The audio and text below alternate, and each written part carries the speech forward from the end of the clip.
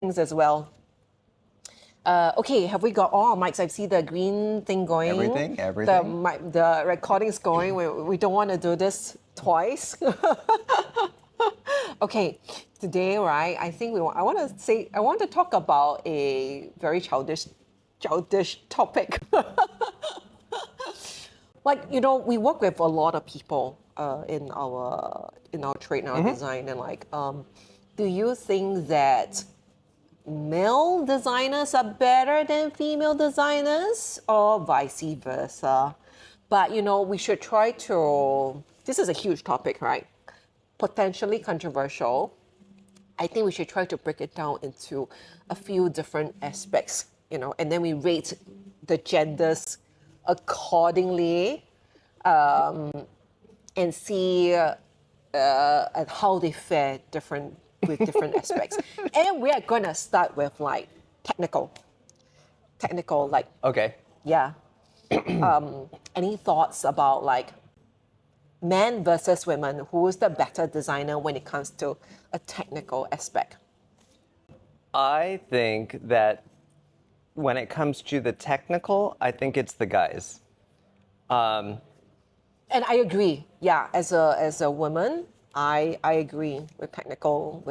Most of the time, I do see guys coming in, being a bit better with the dimensions, being a bit more particular. A little more analytical with the way that they approach and think about things. But the straight guys, the straight designers, the straight architects, I believe are the more technical, math, science-based, where they go in with this, where I feel like, I can say it, don't cancel me, because the gay guys tend to be... We're not talking about gay guys today. We're leaving it for the next topic, okay? Because gays are also quite fun to talk about as well. Quite fun to bitch about. We're just going to do women and men, okay? Men and women today, okay? But I do think that there's sort of a distinction with the males.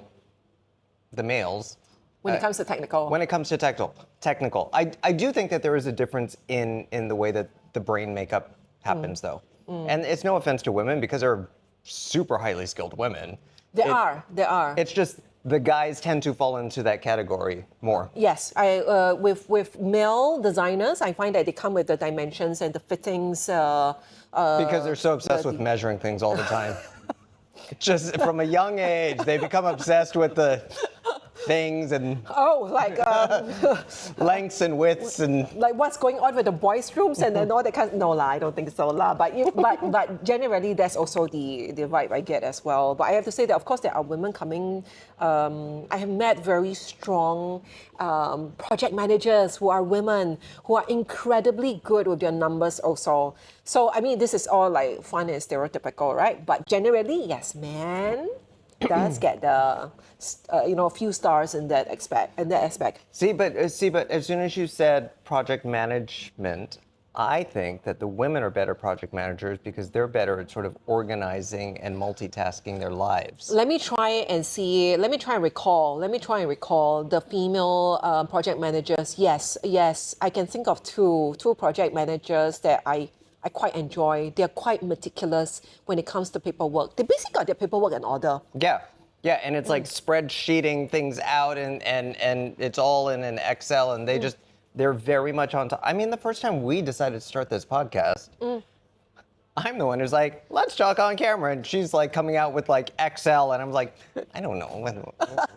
Now that's unfun. That doesn't look like fun. He's just all about the fun. Now, okay, so we've got the technical aspect down. Let's talk about vibes. Okay, meaning? Like vibes, I don't know. Do we do let's not, vibes, you don't understand vibes because you're a bit old, you don't understand, right? You don't understand what's vibes. Let's talk. Come back. 不要讲啦. Creativity, I guess. Creativity, let's say, well, creativity is huge as well, right? Could be about being original and being, thinking out of the box and being creative. I don't know. This one I'm almost 50-50 split on it, where I feel like there are some really good creatives on both sides of the gender divide. I feel like this is not so much a gender thing with creativity, at least the ones I've seen in Singapore. Yeah. It's more culturally or like maybe in other countries. I do see a little bit more creativity, more out of the box, more fresher ideas. With Well, and I say this only because I'm in Singapore all the time, but I am exposed to online literature, like things you see on Pinterest, which is everywhere else. Okay. I get presented the best in my feeds, right? Okay. So like the things that I feel most inspired by are not the ones that I see in Singapore, but most of the time I see them on Pinterest. and they are male or female. Wow, I actually haven't gone to that extent to see like where they're from, like whether they're male or female. But let me think now. Could be female. I don't know. Females are a bit softer, I guess. I think creatively in what aspect, I suppose. Yeah, I think it depends where you're going. If it's specific to interior design, I don't know because especially, I obviously have more designer friends in New York than I do here in Singapore because nobody likes me here. No. No, that's okay. I don't mind. But I feel like it's an even split between both genders. The guys and the girls. And that's even in New York as well. I feel like it's a 50-50 split. It's a very equally balanced thing. And in terms of who gets the job, I think it's all just a matter of who's the better salesman. So basically, there's no correlation between creativity and gender, right? Like there's just other variables affecting, like bringing out creativity, out of the box thinking. And who you're going to get along with. I think that's what ultimately it comes down to is if you know both are super talented, who are you going to vibe with?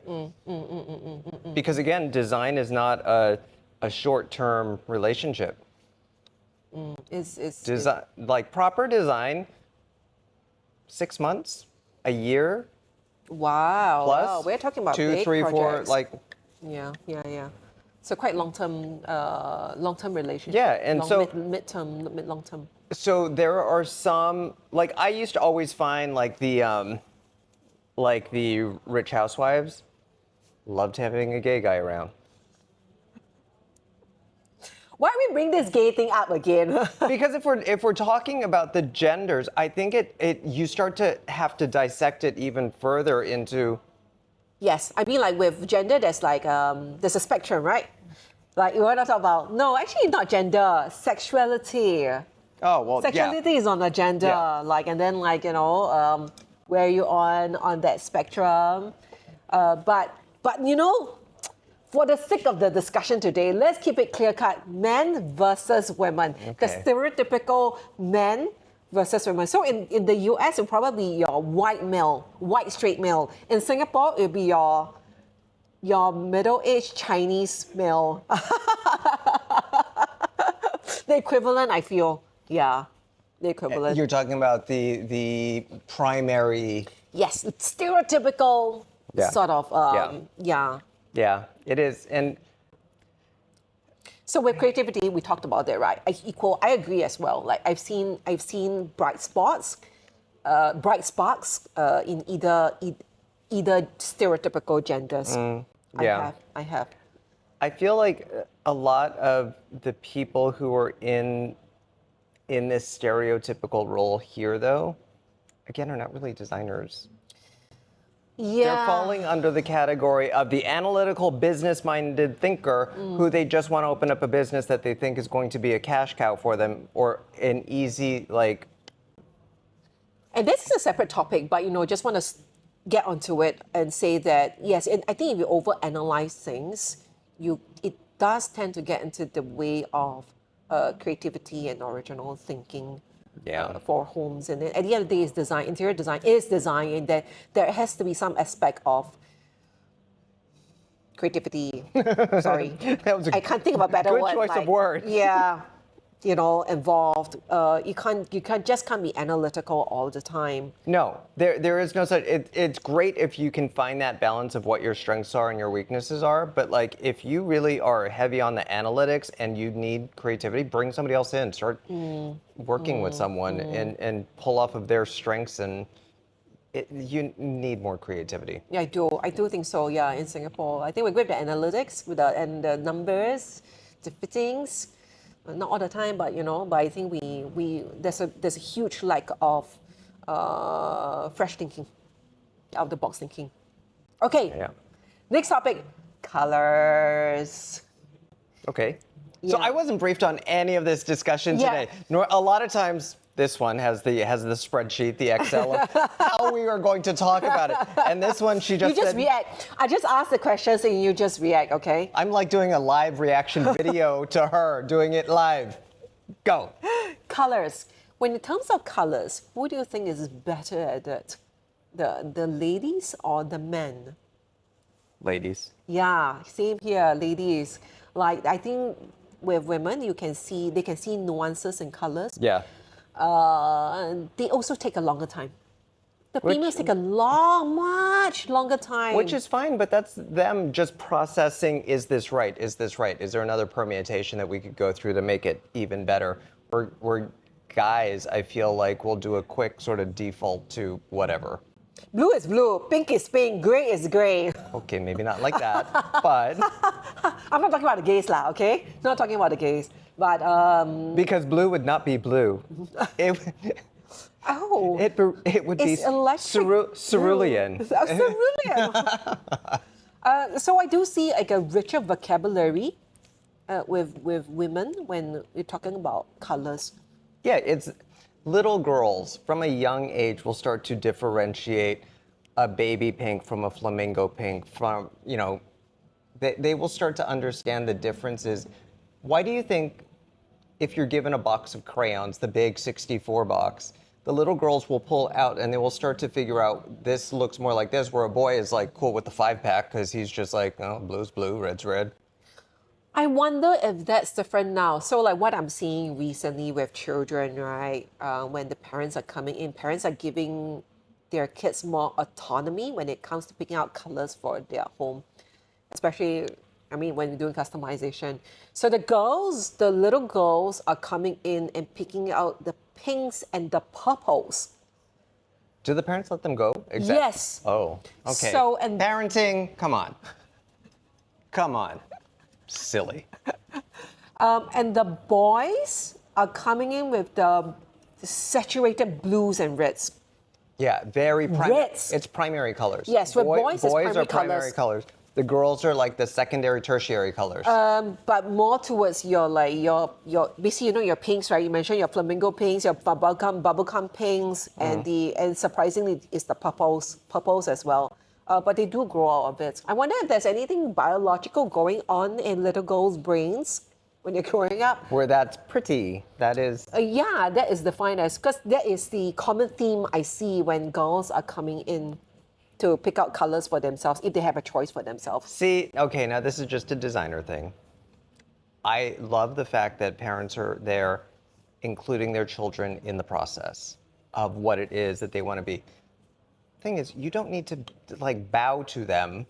If she likes a really hot pink and purple all over, like just give her a pillow. It'll be her favorite pillow on her bed. You can still have a pink bed, but like tone everything down just so you have longevity. I always tell parents, design for 5 years from now. Yes, like future proofing. Like it's kind of like buying clothes for kids as well, right? You want to. I don't know. You're a parent. Did you buy like clothes that were like always a bit bigger? Tried to, but then you never know when they're going to hit a growth spurt. I remember there were some shirts that, when they're all babies and you're like, oh my God, I'm going to dress him up in like a Ralph Lauren polo because it's so cute. And then he wears it once. I'm like, ew, never again. Like Very expensive clothes or just wear once, right? Yeah, because everybody does that when there's a brand new baby. They start to splurge on all this stuff and they're buying the kids like, Nikes and the kid will wear it 3 times. Yeah. And then that's it, right? Okay, but you know where we are like, digressing. We're digressing. Sorry. Sorry. So colors, I think the girls will take the Yeah. lead for it. It's just that at a young age, for some reason, it goes from your pinks and purples, and that the vocabulary does grow. There is a lot more interest. I think they're little girls also. If we go back to the kids, I mean, they're more mature than the boys. Sorry. I mean, the girls are going to be more mature than boys until we all die. How about, so we talk about colors. What about when it comes to mixing and matching colors? Mixing and well, I would still give it to the girls generally. Generally. But I do have to say, sometimes the guys can come out with some very interesting combinations that are a little bit more unexpected. So I have to say, when I can think of interactions I've had with designers where they're male and they're coming out with interesting combinations, they're also typically gay. I thought we weren't talking about this subject, and then she brings it right back. Make up your mind, woman. There's a feminine aspect to it. I think the point I want to make is that there is a feminine aspect with understanding colors and how they interact with each other. I mean, again, this is a whole other conversation. Growing up gay and sort of the way that you feel about certain things and how you're either included or not included in a space. And so you start to look more introspectively, which means that you start to just think a lot more. I'm not saying that straight guys don't think, but they don't have to think as much because nobody's against them. Yeah, I guess you don't have a lot of Unless you're like that outcast kid who's like nerdy or something, and then you get pushed to the fringes, then you understand sort of what the general gay guys have to go through, or and anyway. It's such a huge topic. We should talk about it for the next. I know this is like full on therapy. Talking about design and therapy at the same time, right? Design is therapy, though. Yeah. It helps heal a space. It does. It does. Can make you feel different about a space. Absolutely. Yeah.